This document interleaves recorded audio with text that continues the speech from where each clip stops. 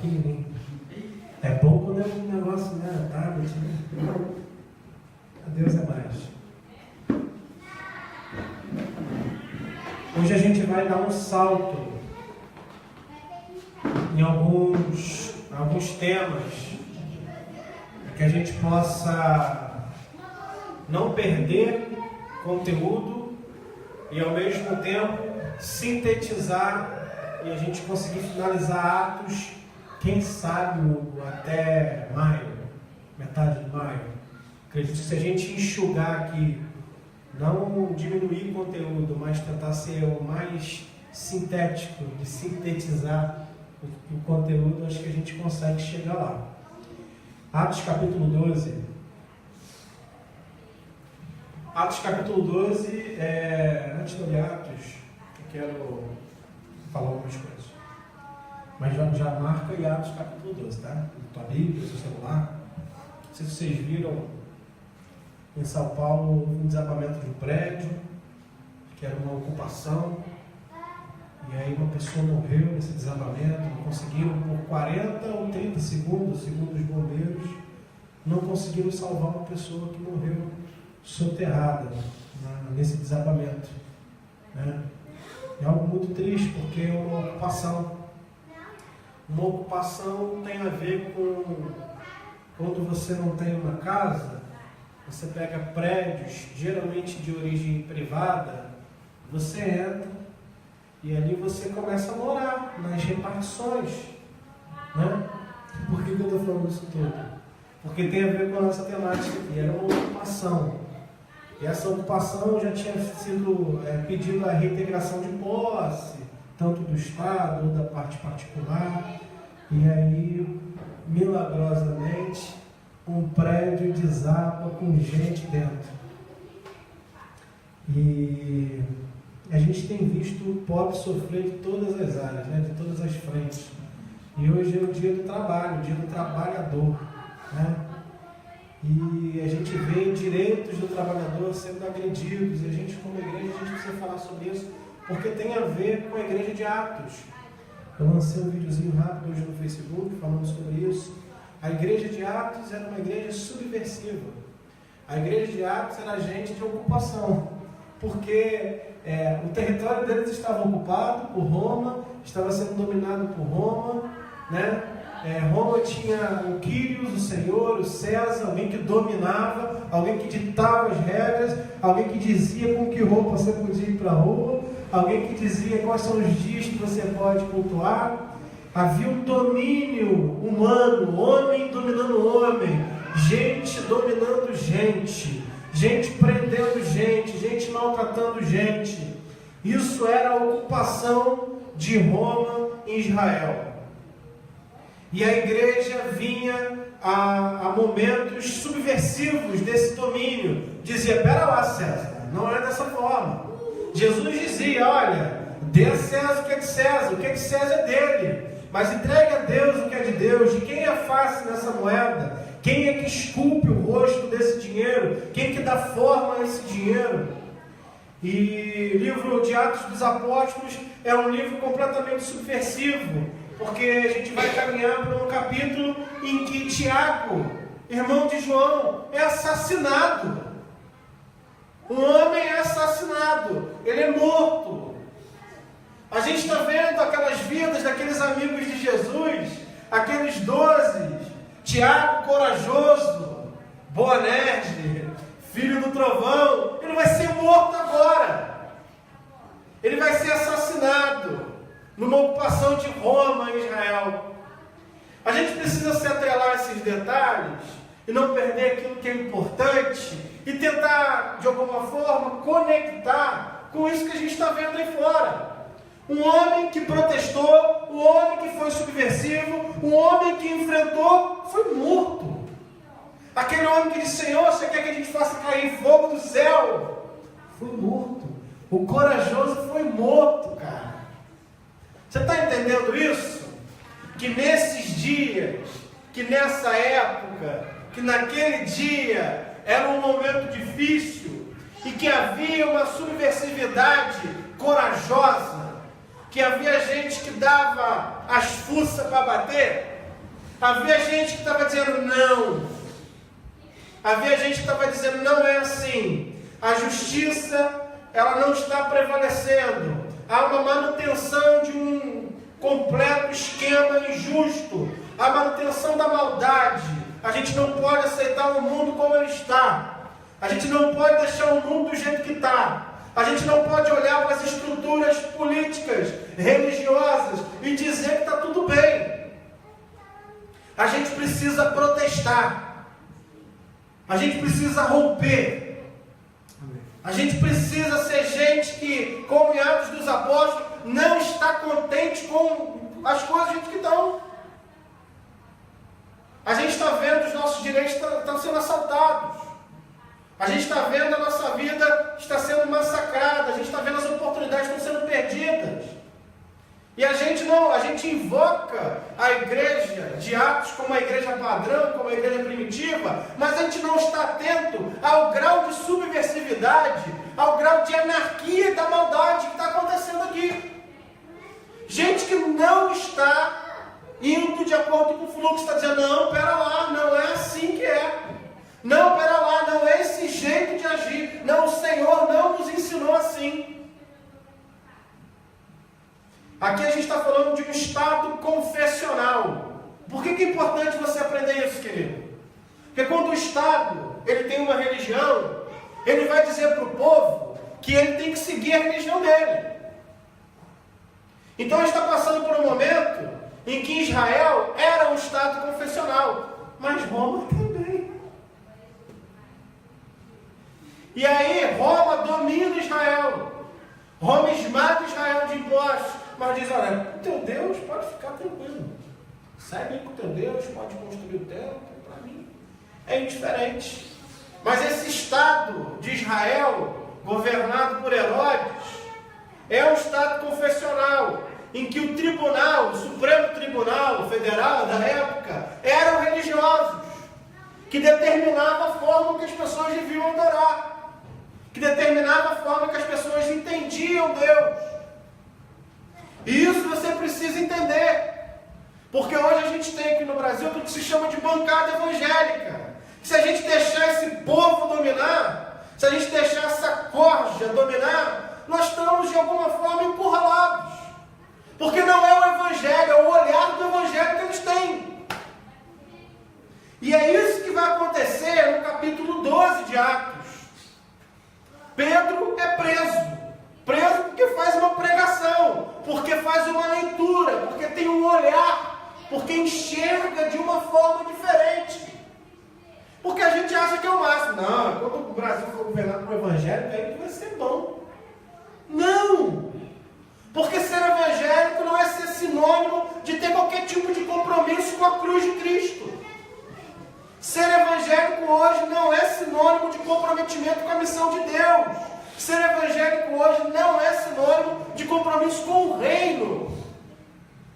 E se a gente deixa as coisas como elas estão, a gente está indo a passos largos para reviver Atos 1. Para reviver um estado confessional. Um estado que elege um homem que diz que em nome de Deus vai governar. A gente precisa ficar atento a isso. Porque isso tudo está voltando. E o mundo ele é cíclico. Ele gira, ele acontece de novo. Isso vocês precisam prestar atenção. Capítulo 12, Pedro é preso. Deus diz, não, Deus vai ser subversivo. Vai mandar anjo lá sacudir e libertar Pedro. E aí ele é liberto. E aí faz tudo aqui é oportunidade para pregação, meu irmão. Atos dos Apóstolos, rapaz, eles não perdem uma, meu irmão. Eles veem o negócio balançar e ó, calma aí, agora que a gente viu esse negócio balançar, que eu vou fazer uma pregação para vocês.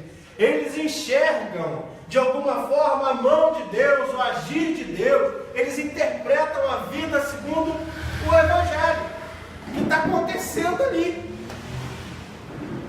Então está tudo com significado, está tudo como resposta de Deus. Então Pedro, ele comete um ato subversivo. Cadeia nele. Vai preso, não pode. Aqui não, queridão. Segura tua onda aí, Pedro. Isso que você falou aí, é muita gente, né?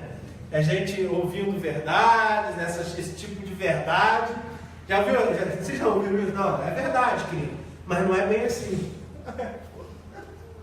Se é verdade, é bem assim. Não, é verdade, mas não é por esse caminho não, querido. É uma verdade que tem que ser mais, né, viscosa, ela tem que ser mais saliente.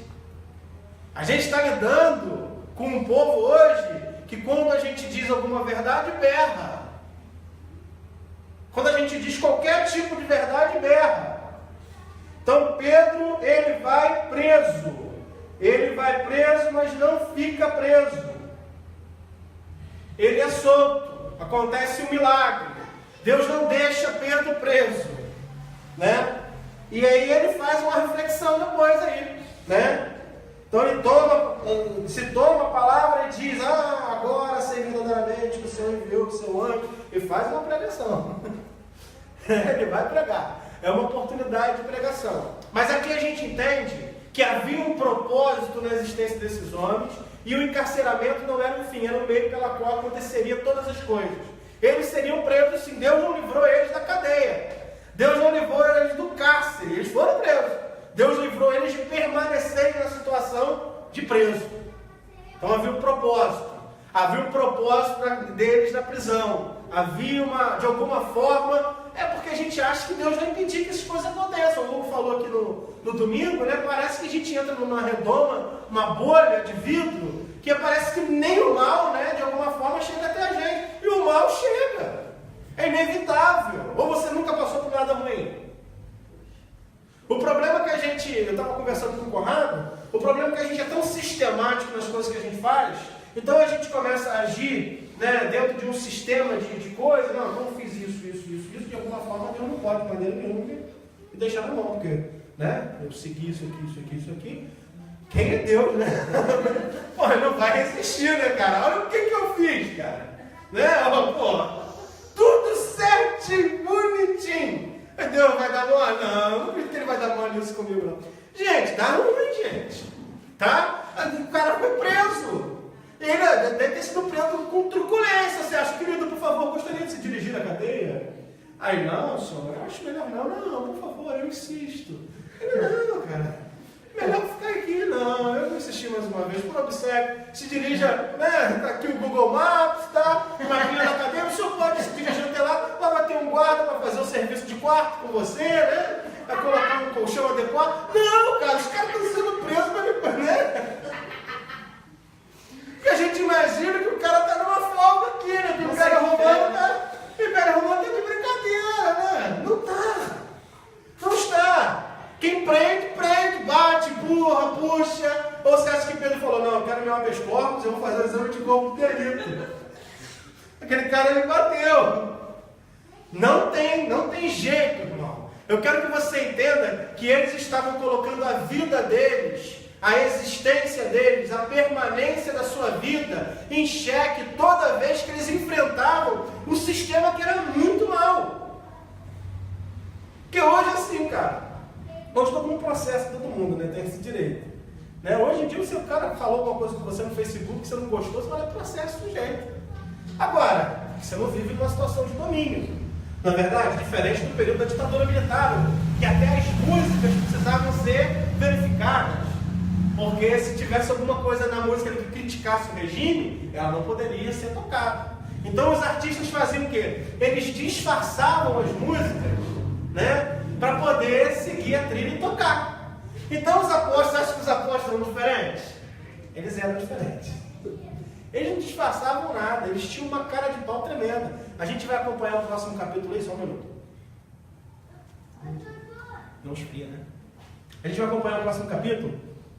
Então esse capítulo 12, Pedro é preso. A gente sabe que a nossa vida, de alguma forma, ela vai ser afetada pelas decisões que a gente toma. Não tem como hoje você se posicionar no mundo, você ter um discurso e uma ação nesse mundo e sair impune. Principalmente quando você está numa situação de domínio. Principalmente quando a vontade que tem que prevalecer não é a sua. Quando de alguma forma alguém está dominando sobre você. Quando um sistema de alguma forma domina sobre você. Ou quando você está sob júdice de algum tipo de sistema. Inevitavelmente, qualquer ação que você tenha de combate, você vai sim ser enclausurado. Mas tenha certeza que se isso for por motivo e para a glória do Senhor, Deus também te liberta dessa situação de cadeia. Deus também te salva dessa situação de cadeia. E essa situação de cadeia, assim como o capítulo 12 de Atos, ele vai apontar para a glória de Deus. Então, no final das contas, vira tudo motivo de uma pregação, de um testemunho. Pedro dá testemunho daquilo que aconteceu.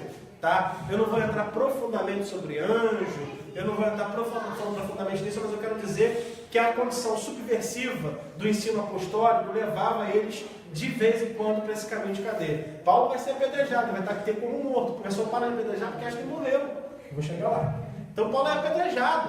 Então a condição que eles tinham de rebelião daquele sistema fazia com que eles, de alguma forma, vez ou outra, batesse de frente com as autoridades romanas e com a prisão. Tá? Entenda isso. Hoje a gente está nessa condição? Ainda não. Mas pode chegar. Se a gente voltar a esse estado confessional, a esse estado que dita as regras, que diz o que a gente pode ver, que diz o que a gente pode assistir, que diz aquilo que a gente pode ouvir, a gente está às portas de voltar a essa condição. E quando eu falo história, às portas, a nível de história, 20 anos não é muito tempo, não é verdade? Pra gente a gente vai estar bem velhinho, mas assim, eu não acredito que demore muito, se a gente continuar com essa consciência tão limitada, a voltar a esse estágio de estado confessional. Estado que dita a moral, os bons costumes. Isso é terrível. Isso é terrível. Porque não é os bons costumes segundo a ideologia do Cristo, mas são os bons costumes segundo a minha leitura da Bíblia. Que é outra coisa completamente diferente. Vocês conseguem entender isso? Que cada sujeito faz a leitura para si de acordo com o que lhe convém? E fazendo essa leitura para si de acordo com o que lhe convém, ele cria um Deus para si mesmo. Timóteo vai ser alertado sobre isso por Paulo. Eles criam deuses para si mesmos, criam ideologias divinas para si mesmos, para poder operar aqui o domínio. Quem tem o domínio tem o poder, e quem tem o poder dita as regras, e quem dita as regras faz valer a própria vontade. Entende isso? Nesse caso aqui, Pedro tinha uma vontade acima da vontade dele, por isso que ele foi preso. Tá? Vamos seguir para o capítulo 13? Capítulo 13 é a primeira viagem missionária, né? Ali que Paulo vai ser chamado de Paulo pela primeira vez, até então chamavam ele de Saulo. Não tem nada demais, ninguém trocou o nome dele, foi dele, eis que vos dou, não. É uma forma grega de se dizer, é só uma transliteração do nome dele, porque ele é judeu. Tá? Então, nada demais. A primeira viagem é feita, Saulo recebe esse chamado. Acontece aqui também algo bem legal, que o evangelho está chegando dentro das camadas mais profundas da política. Tanto que Manaém, que vai ser dito no início, ele era Colasso. Colasso, ele é alguém que mamou na mesma mãe de Herodes, era alguém que provavelmente da aristocracia naquela época. O evangelho está se aprofundando dentro das estruturas políticas. Gente importante estava ouvindo a mensagem e se convertendo. Vocês acham que isso está acontecendo agora? Eu creio que sim. Tem gente boa aí que carrega dentro de si o evangelho. Esse homem Manaém era Colasso de Herodes, ele mamou na mesma mãe. Né? Então era alguém de uma aristocracia política, era alguém muito importante, que ouviu do evangelho e era um profeta. Né? Na minha Bíblia diz profeta, na Bíblia de vocês diz outra coisa? Na minha diz profeta. Na sua diz outra coisa? Não? Isso aqui. Ó, havia Antioquia, havia profetas e mestres, está sabendo Barnabé, Simeão, chamado Lídio, Lúcio de Cirene, Manaém, Colasso de Herodes, o tetrarca e Saulo. Esses eram profetas e mestres, né? Eles eram gente de instrução. O apóstolo Paulo era um homem de instrução, era alguém que ensinava, né? Então ele é notabilizado, o apóstolo Paulo, como alguém de uma oportunidade, de uma voz e de uma constância naquilo que ele está falando muito grande, né? Então Paulo ele é conhecido, né? Ele vai para uma região da Antioquia e aí ele faz as pregações dele, ele está fazendo pregações nas sinagogas. Vocês estão compreendendo o que está acontecendo? O cristianismo, o Cristo, vamos dizer o Cristo, porque o cristianismo vai vir um pouquinho depois. O Cristo está sendo pregado dentro das sinagogas. Vai dar problema? Vai dar problema ou não vai? Vai dar conflito. E esse conflito, ele é de que tipo de ordem? De um governo, de um olhar que é confessional. O povo de Israel, Guarda isso no seu coração, para que você entenda algumas coisas. O povo de Israel, ele é de uma estrutura religiosa confessional. Todos eles são judeus. Ser judeu é ter uma religião, é ter uma construção, no qual as leis de Moisés, elas são o parâmetro existencial de cada um. O rei, ele não governa somente para si, o rei governa também para a lei. Vocês estão entendendo? Aqui nós temos poderes diferentes, na verdade, potestades diferentes, né? O presidente Michel Temer, com a cara de vampiro, ele não governa para o Drácula, né? Ele governa para todos os brasileiros, né? Ele não tem uma religião, quer dizer, né? Há dúvida, né? Há dúvida, mas ele não tem uma construção religiosa que vai reger a forma dele olhar para o povo. Ah, porque eu sou evangélico, então agora eu vou dar um trato melhor para o povo evangélico. Nesse caso aqui acontecia isso, tá? Herodes, o tetrarca, ele era judeu, ele seguia as leis, assim como Davi, assim como Salomão, assim como os filhos de Salomão. Então a gente tem um homem, né, que está no poder, que é rei de Israel. Roma não está preocupado com isso, Roma quer ganhar dinheiro com Israel. A gente está lembrando de alguma coisa, será? Enfim, alguém está querendo lucrar em cima de um povo, alguém quer colocar, tributar um povo, não está preocupado com o tipo de Deus que ele segue, até porque Roma seguia muitos deuses. Roma tinha uma dura influência do panteão grego, né? Então eles foram dominados pelos gregos, e ao mesmo tempo que eram dominados pelos gregos, eram pessoas muito inteligentes, de uma retórica muito grande. Paulo vai ter vários embates com eles, embates interessantíssimos de se ler. A gente vai caminhar a passos um pouquinho mais largos, mas o que está acontecendo aqui é que eles estão pregando nas sinagogas, né?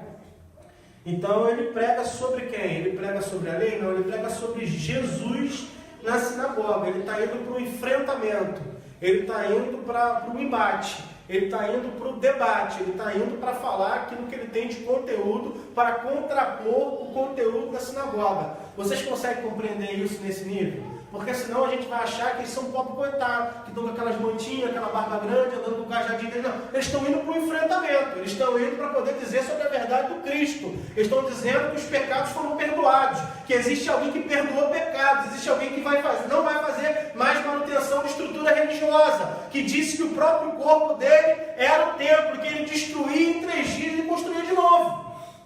Eles estão pregando, estão indo para o enfrentamento. Não tem coitado aqui. Que a gente tem aqui é soldado, não tem coitado. Não tem gente boba. Que a gente fica imaginando os apóstolos como os caras bonzinhos, tranquilinhos, né? Aquele povinho no reggae, né? Não tem isso. É gente de enfrentamento. Eles estão indo para a sinagoga, eles estão falando sobre Jesus. Eles estão comprando o problema. Eles já tinham sido proibidos de falar. Sim, lá desde o início. Desde o capítulo 8, se não me engano. Eles estão sendo proibidos. E eles vão. E aí Paulo faz aquela pregação gigante, né? Ele vai dar um parecer gigante. E aí o pessoal fala, não prega mais então, Paulo. Já que você está falando aí, o primeiro pessoal ouve e ele fala, não tem sentido. Que ele faz uma pregação escatológica. Ele vai começar a falar lá de cima. E ele vai falando de um por um. E Paulo vai permeando toda a história do Antigo Testamento. Ele vai fazendo a cama de fundo. Ele não está usando um fundamento novo. Ele está pegando o fundamento religioso que havia naquele lugar e está dando corda para esses caras para poder falar de Jesus. Porque toda a Bíblia, todo o Antigo Testamento aponta para Jesus de alguma forma. Então a coerência da hermenêutica de Paulo serve para poder apontar para Jesus Cristo. Para falar, olha só, tudo isso que vocês estão vendo aqui, toda essa construção de lei, não é para fazer você um homem melhor, é para criar, para trazer para a terra o único homem que pode salvar a humanidade. Não tem a ver com ser alguém melhor, porque essa lei ela é impossível. Tem a ver em um homem que vai vir e vai cumprir toda ela, trazendo a verdade, a justiça e o juízo. E assim acontece, ele prega nessa cidade. Ele é convidado a pregar mais, né? E quando iam saindo, rogava que essas palavras lhe fossem repetidas no sábado seguinte. Ou seja, ó, essa mesma mensagem que você pregou, pô, prega de novo com a gente. Né? E despedido da sinagoga, muitos judeus e prosélitos devotos seguiam a Paulo e a Barnabé, as quais falavam-lhes e exortavam a perseverarem na graça de Deus.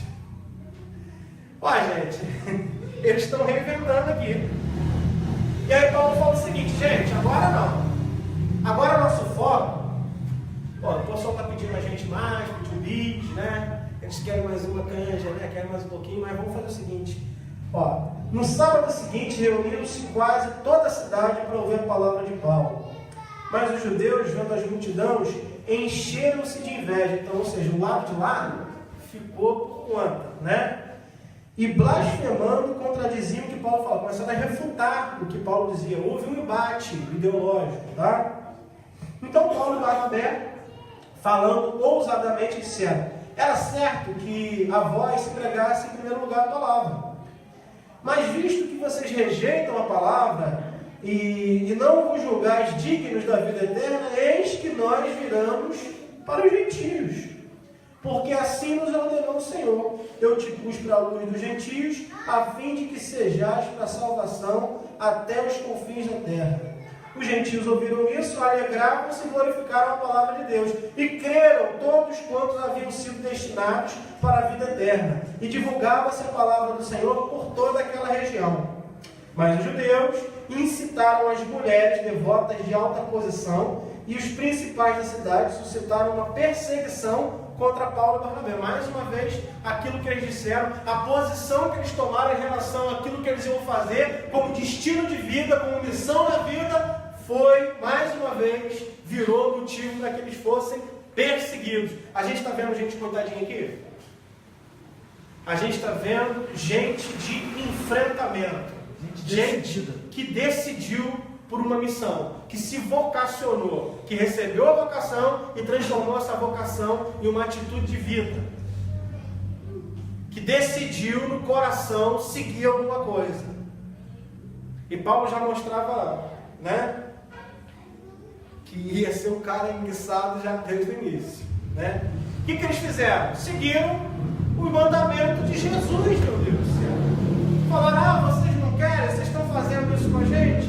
Foi até a margem, assim, ó, aqui, ó, cidade aqui, saindo da cidade ali, né? Eles fizeram, ó, chegaram aqui, tiraram o pó do pé do sapato. Está escrito aqui, ó. Mas eles sacudiram contra eles o pó dos pés. Eu não quero levar nada desse lugar. Não tem a ver com uma atitude de bater o pé. Tem a ver com eu não quero mais saber desse lugar. Eu não levo nada desse lugar. Toda essa maldade que vocês incitaram contra a gente, eu não revido, eu não carrego para a vida. Eu não trago para a minha existência. Eu deixo nessa cidade aquilo que é dessa cidade. E isso é uma atitude também que nós deveríamos ter. Não carregar nada. Não levar nada, nem mágoa. Não levar ressentimento. Não levar dor. A gente não foi recebido, não foi abraçado, a mensagem não foi compreendida, a totalidade, a profundidade daquilo que é o amor de Deus pela humanidade, a gente não carrega, a gente não leva o desaforo, a gente deixa o desaforo lá. A gente deixa o problema lá. E assim é o mandamento de Jesus. Ele disse isso antes.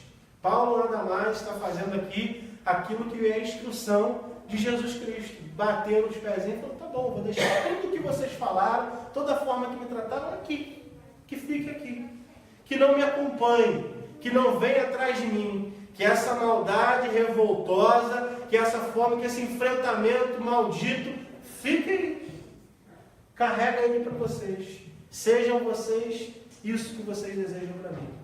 E ele deixa esse lugar no capítulo 13, né? E aí ele vai para onde? Ele vai para Icônio. Ele vai para Icônio. Eles entram onde? Meu Deus do céu.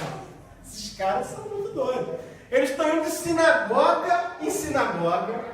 Quando eu estou falando de sinagoga, gente, entenda que eu não estou falando de um local público.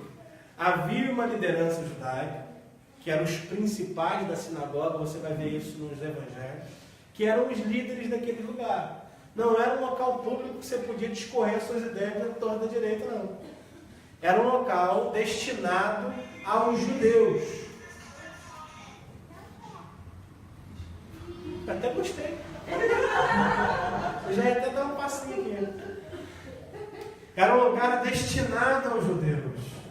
Era um lugar que era para que um rabino pegasse daqueles pergaminhos, não tinha celular na época ainda, não tinha iPad, ele pegava um dos pergaminhos. Então cada judeu lá, né, tinha aquele que era o auxiliar da sinagoga e trazia um pergaminho, às vezes era na sorte, igual a gente faz com a caixa de promessa, mas na sorte mesmo. Pega lá. Aí pega, né, um daqueles textos e o rabino ele discorre sobre aquele texto. E os aprendizes, os alunos do rabino, batiam ferozmente na mesa, dando de alguma forma um contraponto, dando uma interpretação para aquele texto, dando um olhar diferente para aquele texto. Então, vários textos tinham vários segmentos de interpretação. Tanto que às vezes você vai ver no Novo Testamento, que vai dizer assim, não, isso fez para que se cumprisse a profecia. Você fala, não tem nada a ver, cara. Esse texto não tem nada a ver com a profecia, não tem conexão às vezes com a profecia. Mas é o olhar rabínico, é o olhar do instrutor teológico daquela época. Então eles tinham ali essa liberdade que dentro da consciência que eles tinham em comum, eles podiam debater. Mas Paulo vinha falar da consciência comum ali? Não. Paulo vinha falar que a lei toda apontava para Cristo. Que tudo aquilo que estava acontecendo ali apontava para Cristo. E ele causava isso que a gente chama de enfrentamento. Porque o que ele estava fazendo não era comum se fazer naquele lugar. Agora eu preciso que vocês se situem dentro dessa história. Eu preciso que vocês se coloquem dentro dessa história. Que tipo de enfrentamento, né, que o Evangelho traz para essa roda que a gente chama de mundo? Que tipo de enfrentamento a sua existência traz para o seu meio?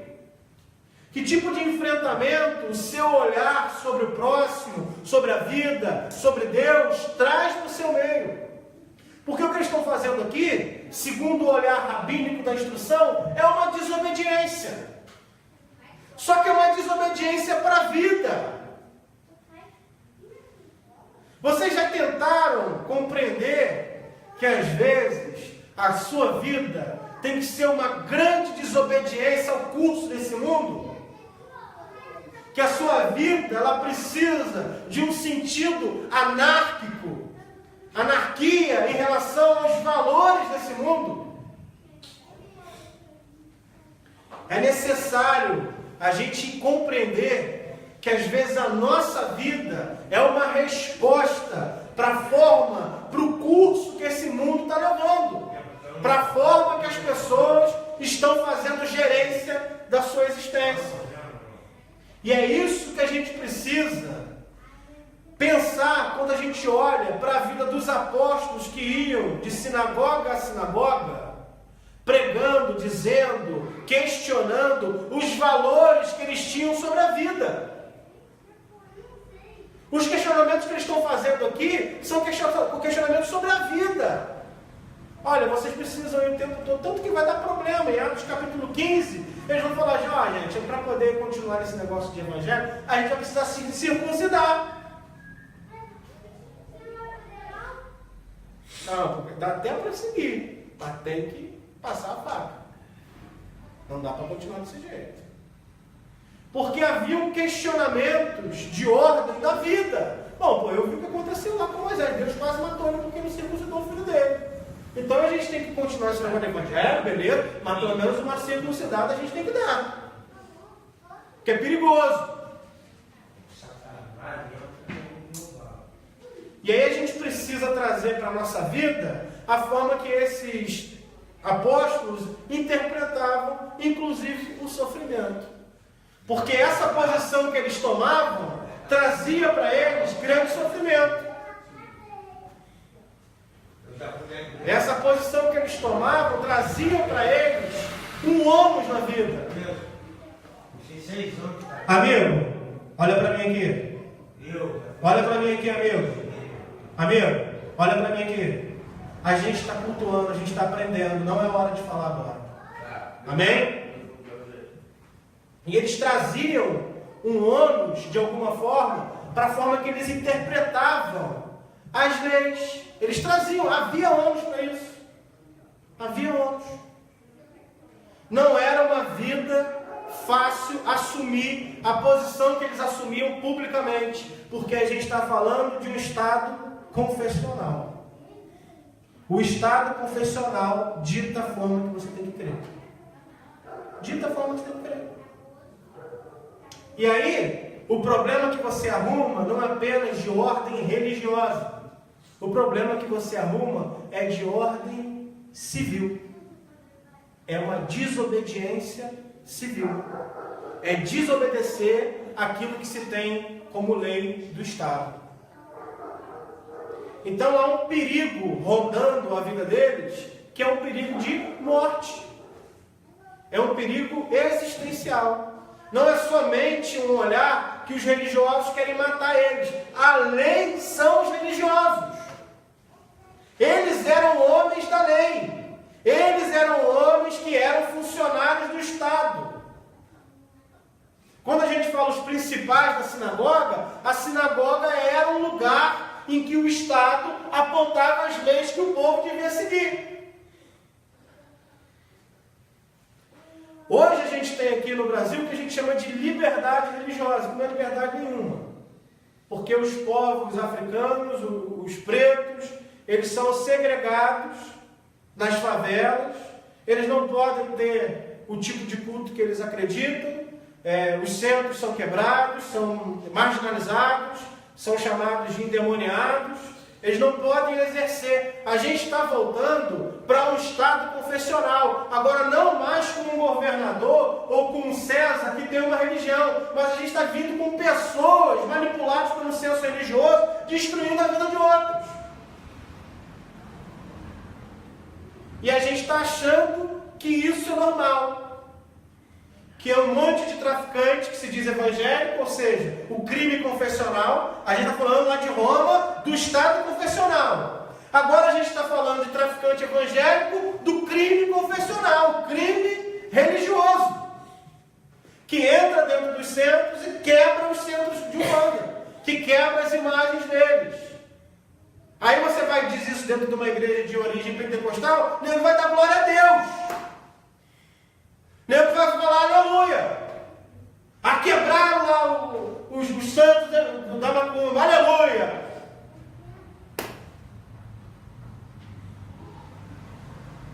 A gente esquece que quando Elias foi lá e quebrou tudo, ele fez isso em desobediência a Deus. Deus não mandou ele fazer aquilo. Deus mandou, vai lá e fala para a cabra que vai chover.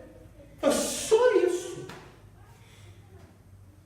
E por conta da sua desobediência, ele pagou caro, porque viveu a vida com medo, teve que se esconder em caverna de Jezabel. A gente precisa entender que tudo isso tem a ver com a gente, que tudo isso tem a ver com esse momento, que não é uma realidade distante, que não é um olhar no horizonte distante. A gente está voltando para essa consciência embrutecida, sem respeito. A gente está recuando como seres humanos. E aí Paulo cura um paralítico.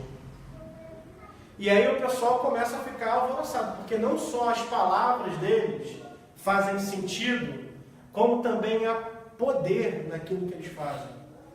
Há manifestações miraculosas naquilo que eles fazem. De modo que eles começam a fazer arquetipia entre Paulo e Barnabé, eles começam a fazer sinônimos de Paulo e Barnabé com os deuses do seu panteão. Paulo era Júpiter e Barnabé era Mercúrio. O que está acontecendo aqui, gente? Vamos lá. Versículo 12 do capítulo 14, só para você não se perder, se você quiser ler em casa. E Barnabé chamava Júpiter e a Paulo Mercúrio, porque ele era o que dirigia a palavra. O sacerdote de Júpiter, cujo templo estava na frente, ou seja, estão indo não só para a sinagoga, mas para a porta dos templos. Eles estão indo para o enfrentamento. Eles estão indo para bater de frente. Eles estão indo com uma missão. E aí eles trazem um boi com guirlanda e falam, não, pelo amor de Deus, para com isso, nós somos homens. Nós viemos aqui, cara, para poder falar sobre Cristo. Somos homens igual a vocês, semelhante a vocês. Para com essa loucura. Vai querer adorar a gente com boi, com guirlanda. Mas hoje a gente tem uma incapacidade de diálogo com esse tipo de consciência. A gente se tornou incapaz de dialogar com essa consciência. A gente se tornou incapaz de ganhar admiração desse tipo de consciência. Porque aqui os sacerdotes de Júpiter vieram cheios de admiração daquilo que ele estava falando. E eu não estou falando do sacerdote de um povo leigo, não estou falando de índio batendo tambor em floresta, falando, adorando Deus Sol. Eu estou falando de gente que tinha toda uma sistemática teológica, toda uma hermenêutica, uma homilética, uma forma de falar convincente. Eram intelectuais daquela época, que vieram e se simpatizaram daquilo que o Paulo estava falando. Hoje a gente tem uma incapacidade de ter um discurso que tenha, de alguma forma, alguma conexão com o que as pessoas estão entendendo de mundo. A gente fala um linguajar completamente difícil para esse povo entender. A gente tem uma linguagem ruim. A gente tem um afastamento social, uma bolha social, um buraco, um abismo social. O povo evangélico se tornou um povo difícil. Não dialoga, não consegue falar, não consegue ouvir.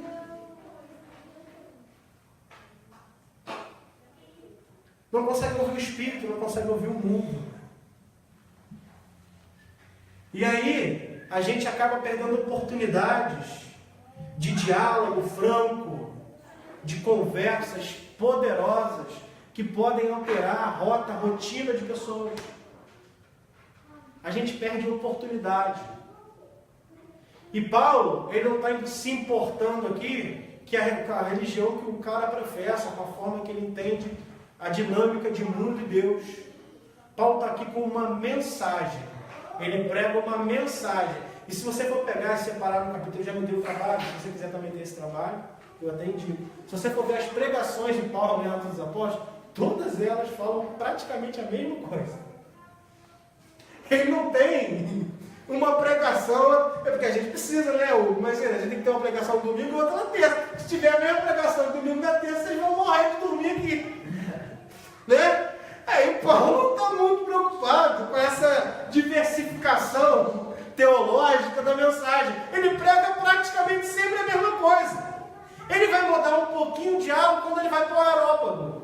Falar com os caras lá que eram os intelectuais mesmo. Aqueles eram o supra-sumo, era Harvard daquela época. Mas do contrário, ele tem geralmente a mesma pregação, a mesma conexão. Ele começa lá atrás e vai até chegar em Jesus. Quando chega em Jesus, está vendo, gente? Esse é Jesus. A lei toda apontava para esse cara aqui. Ele não tem uma síntese teológica muito diferente. E Paulo faz uma pregação. Ele não perde oportunidade, né? Ele gosta mesmo de pregar, é com Paulo mesmo. Né? Então, eles saem, eles rasgam as vestes, ficam incomodados com aquela situação. Senhores, não façam isso, não façam essas coisas, nós somos homens, né? Então, vocês andavam na iniquidade, não precisam mais viver, né? E aí, o que aconteceu? A multidão começou a oferecer, eles criaram dificuldade, mas a multidão estava oferecendo sacrifício a eles. Isso é uma parada muito doida, né, gente? Porque o ensino deles era um ensino que alcançava tão profundamente aquelas pessoas, que aquelas pessoas faziam aquilo que era próprio da consciência religiosa deles, de sacrificar a esses caras. A gente vê como algo completamente deturpado, né? A gente fala, pô, peraí. Mas era um gesto de amor. Era um gesto de religioso, mas um gesto de um comprometimento de amor. Que eles foram alcançados por aquilo. Eles estavam dando aquilo que eles tinham. Eles começaram a sacrificar. E aí, no capítulo 15, vamos avançar um pouquinho? Eu não estou correndo não, tá, gente? É só para a gente encerrar aqui. Ao concílio de Jerusalém. Alguns que tinham descido da Judéia estavam ensinando aos irmãos que se eles não se circuncidassem, segundo o rito de Moisés, eles não poderiam ser salvos. Agora mudou a estrutura. Agora tinha a ver com salvação. Como se a única dinâmica que o Evangelho ensinasse fosse salvação e perdição. Parece um amigo meu. Tudo é salvação e tudo é inferno. Então eles dizem, olha, beleza, gente, a gente tem aqui um rito, que é o rito da cruz. A cruz foi levantada, né, e todos os nossos pecados ficaram gravados na cruz. O nosso escrito de dívida, a nossa conta que devia ser paga, foi paga por Jesus. Só que foi paga por Jesus, não precisa de mais um adendozinho. Tá? Jesus pagou. Jesus morreu, ressuscitou. Ele está deste do Pai, está deste da nossa advogado, advogado fiel. Mas, assim, se não cortar o prepúcio, se não cortar a pelinha do pênis, não pode ser salvo. Mas, pô, mas não era geral, não está podendo, não. Até o pessoal, tempo atrás, estava falando que era, mas não é, não. Tem que circuncidar. Outra coisa, Paulo e Barnabé viviam numa liberdade no meio dos gentios, que me parece até um pouco estranha essa liberdade, né? Porque para um judeu, né, Paulo convivendo, sendo quem ele era, dando a carteirada daquilo que ele era, judeus dos judeus, da tribo de Benjamim, né, com uma linhagem real de Saulo, né, alguém que tinha todas as prerrogativas que ele tinha, ele começou a andar com os judeus, com os gentios. E os gentios não tinham os mesmos costumes, eles não tinham o mesmo olhar, eles não tinham a mesma cosmovisão religiosa. O que é uma cosmovisão? Cosmos é mundo e visão é visão. É a visão de mundo. Eles não olhavam o mundo da mesma forma. Então eles tinham hábitos religiosos diferentes. Por exemplo, o judeu, para poder entrar dentro da sua casa e comer, ele tinha que ter um tacho de água em que ele enfiava a mão até a altura do braço e ele lavava a mão. Lavar a mão não era lavar a mão. Lavar a mão era lavar o braço. E aqueles mais religiosos tinham um tacho de 11 litros que eles entravam dentro. Aqueles que eram hiper-ortodoxos, né? Porque tem a varoa que deixa só o sovaco crescer, e tem a mulher que deixa o sovaco e a perna, o cabelo da perna crescer. Então tem sempre os ultra-religiosos em todas as gamas da religião. Então existiam os caras que lavavam a mão com o braço e tinha os caras que entravam na talha. Isso é verdade, gente. Eu estava conversando com um rapaz do Uber que é judeu. Ele falou que ele não conseguiu viver em Niterói sendo judeu, porque no sábado ele tinha que trabalhar, mas ele não podia pegar em dinheiro. Aí ele tinha que pegar a barca para ir no trabalho. Mas ele não podia pegar o dinheiro. E ele não podia pagar o cara que ele pagava lá o bilhete único, lá, sei lá o que é. Ele abriu o bolso e o cara pegar para ele. E era um constrangimento. Existem os ultra-religiosos em todo lugar. E aí o Concílio de Jerusalém vai dizer o seguinte. Vamos ler aqui comigo? Isso aqui é rapidinho e já está terminando. Então alguns que tinham descido da Judéia ensinavam aos irmãos: se não vos circuncidais segundo o rito de Moisés, vocês não podem ser salvos. Tendo Paulo e Barnabé contenda e não pequena discussão com eles, os irmãos resolveram que Paulo e Barnabé e mais alguns deles subissem a Jerusalém. Ou seja, Paulo e Barnabé tinham outro procedimento. Ele falou: esquece esse negócio de circuncidar, está salvo o nome de Jesus também, vai lá, toca a tua vida. E aí os judeus que estavam com Pedro, com todo mundo, falou: gente, peraí, né?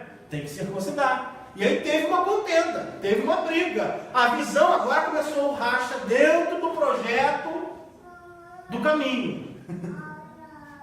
Pensamentos divergentes, pensamentos que não se combinavam dentro daqueles que eram do caminho. O enfrentamento deixa de ser agora contra aquele que é o diferente, e o enfrentamento passa a ser com aquele que é igual.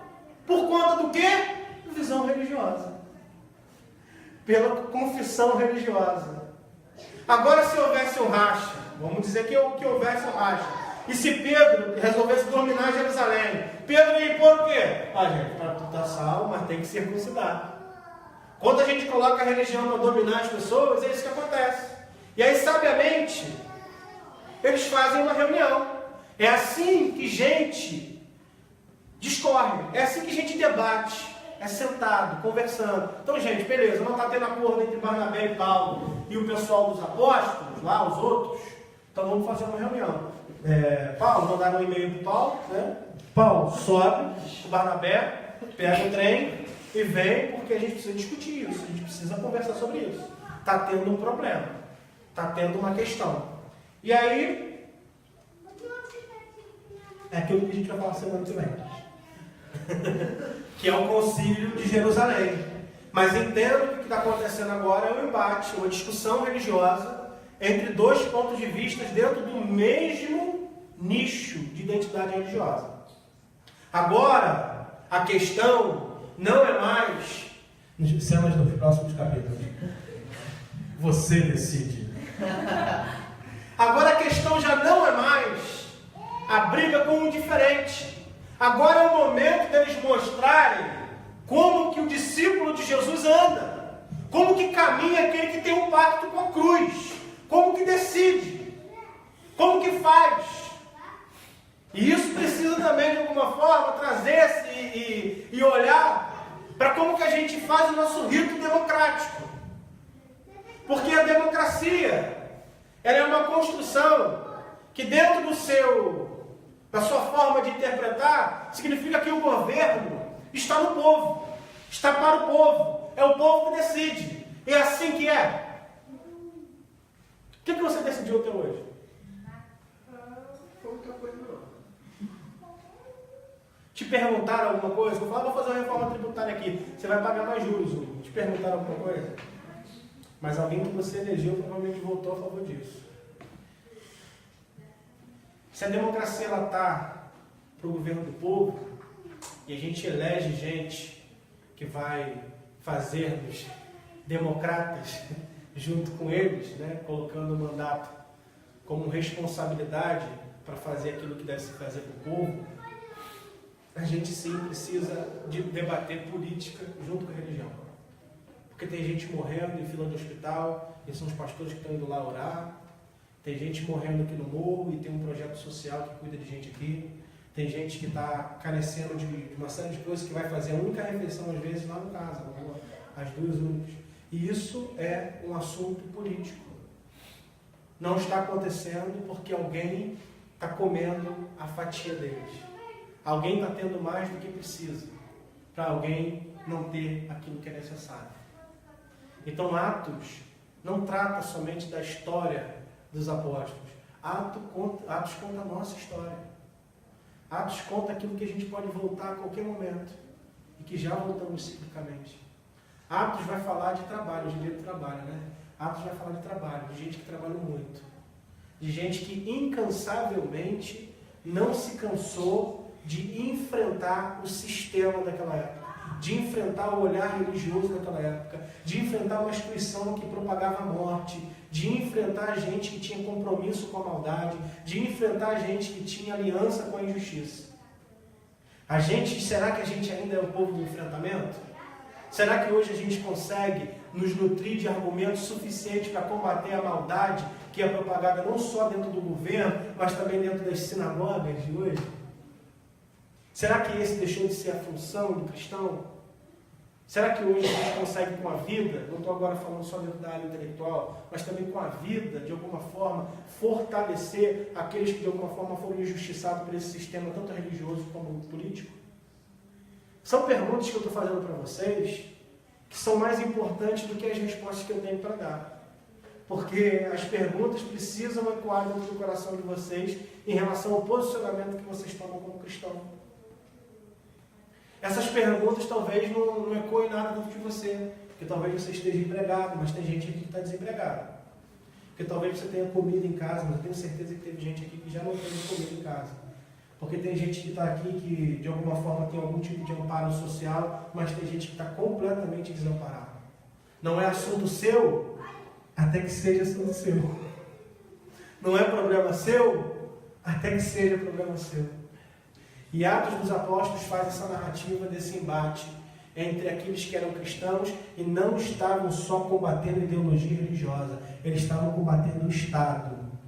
Vocês entendem isso? Quando eu disse que o Estado e a religião era uma coisa só, era um Estado confessional, eles não estavam com enfrentamento religioso, eles estavam com enfrentamento de ordem política social.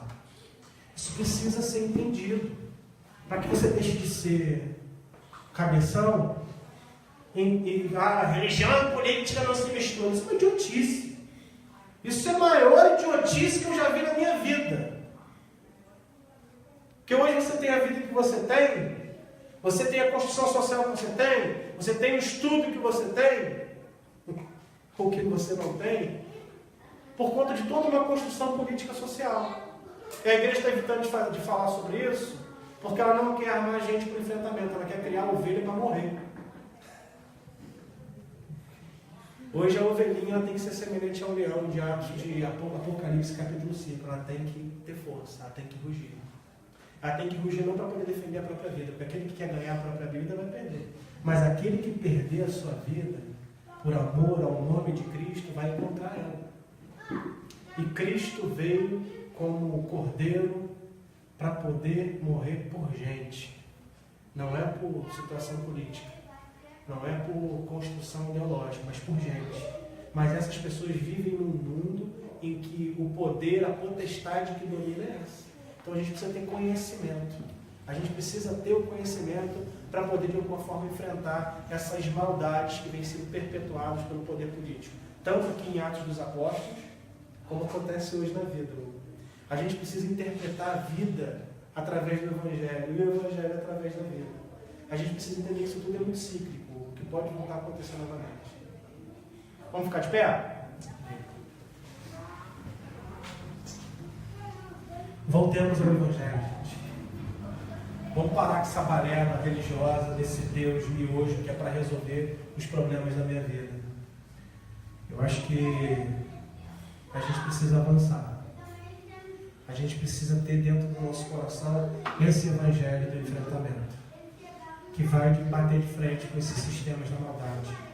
Eu não quero hoje orar por você para que somente essa palavra que foi dita, que a gente conseguiu avançar algumas coisas aqui, por mais que a gente não se aprofundou muito em todas elas, seria impossível, mas para que essa palavra não somente entre no seu coração e que gere algum incômodo com o mundo, com o meio, mas eu quero orar para que você tenha um compromisso tão fiel com o Evangelho e com Deus, que o seu coração não descanse enquanto a justiça não seja feita, enquanto você não vê a justiça correndo como um rio. Tem muita gente sofrendo e a gente está passando largo, a gente está passando distante, cada um com seus compromissos. E aí eu não estou falando de caridade, não tem nada a ver com isso. Não estou falando de você ir na rua, alimentar um bêbado, nada disso. Eu estou falando que existe um sistema que torna as coisas da forma que são. Não é uma pessoa, é um sistema. Você resolve a pessoa, você faz manutenção do sistema, porque o sistema vai pegar outra. É assim que é. Então a gente melhora e resolve o sistema. E aí a igreja precisa se comprometer com isso. Precisa se comprometer, não orar para que acabe a fome na casa do fulano, mas que esse sistema de fome que mata um monte de gente, não só aqui, mas em tudo quanto é lugar, termine. É essa parada. Eles estavam fazendo tudo isso aqui para que você hoje tivesse isso em mãos e olhasse para o exemplo deles de enfrentamento e se enchesse de coragem. É se encher de coragem, de ousadia. É isso que o Espírito tem para você essa noite. Quer te encher de coragem e ousadia, para que você consiga olhar o mundo com uma outra perspectiva. Então, quando você orar hoje, peça essa coragem, peça essa ousadia de Deus, não só para poder enfrentar, mas para poder ter as estratégias para enfrentar. Eles estavam aqui munidos do Espírito, e o Espírito direcionava e vocacionava eles para os caminhos. A gente precisa dar nessa mesma sintonia, nessa mesma conexão. Porque o mal, ele é diligente. O mal, ele é insistente. Nós nos cansamos de fazer o bem, mas o mal nunca se cansa de fazer o mal.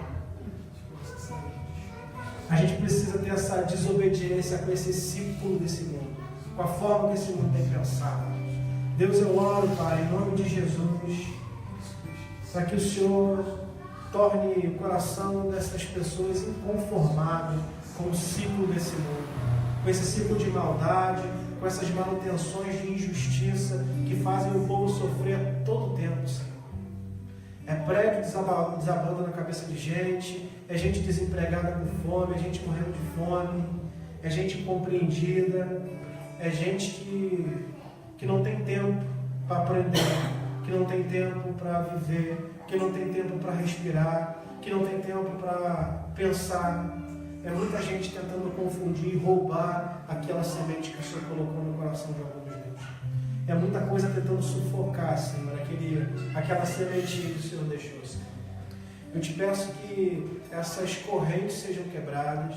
Eu te peço, Senhor, que esses sistemas caiam por terra, Deus. Eu peço para que essas pessoas que estão aqui hoje, Pai, possam ser mecanismos de mudança no local onde eles estão inseridos, seja trabalho, seja igreja, seja o que for, Pai. Que eles possam tentar alterar esse ciclo, que é muito além daquilo que a gente imagina como mal, Deus. É um ciclo, é uma rota de mundo, Senhor.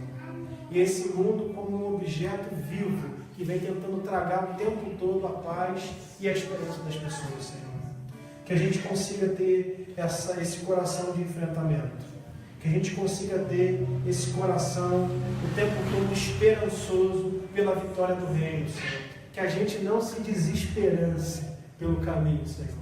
Que a gente não perca essa vontade, esse ímpeto e essa criatividade de imaginar um mundo melhor, Senhor.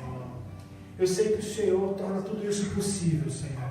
Eu sei que mais tarde ou mais cedo esse reino irrompe no meio dessa maldade e torna tudo aquilo que o Senhor já programou possível para a humanidade, Senhor. Mas eu te peço que não passe de nós a oportunidade de participar desse reino. Eu te peço que não passe da nossa geração, Senhor, gente que pode mudar rotas, de quebrar sistemas, Senhor. Gente que tem um enfrentamento como modo de vida. E não é para arrumar briga, Senhor, é para quebrar sistemas de maldade, Senhor. É para irromper como a luz do dia, Senhor, que invade as trevas e destrói a maldade onde quer que ela esteja, Senhor. Porque é possível, Senhor. É possível que a luz vença. É possível que o bem ganhe. É possível, Senhor, nós acreditamos. Nós não vivemos nesse mundo fantasioso em que o mal prospera, Senhor. O mal tem prosperado porque teus filhos têm se calado, Senhor. Nos ajude a ser voz de Deus. Nos ajude a ser esses verdadeiros acalais, Senhor, que comunicam uma mensagem e vivem como aquela mensagem manifesta, Senhor. Nós te agradecemos. Eu te agradeço pela minha igreja, Senhor. Eu te agradeço pelo meu povo. Eu te agradeço por gente comprometida, com o coração comprometido, Senhor. Gente que tem tentado, em meio a todas as dificuldades, permanecer. Nos ajude a permanecer.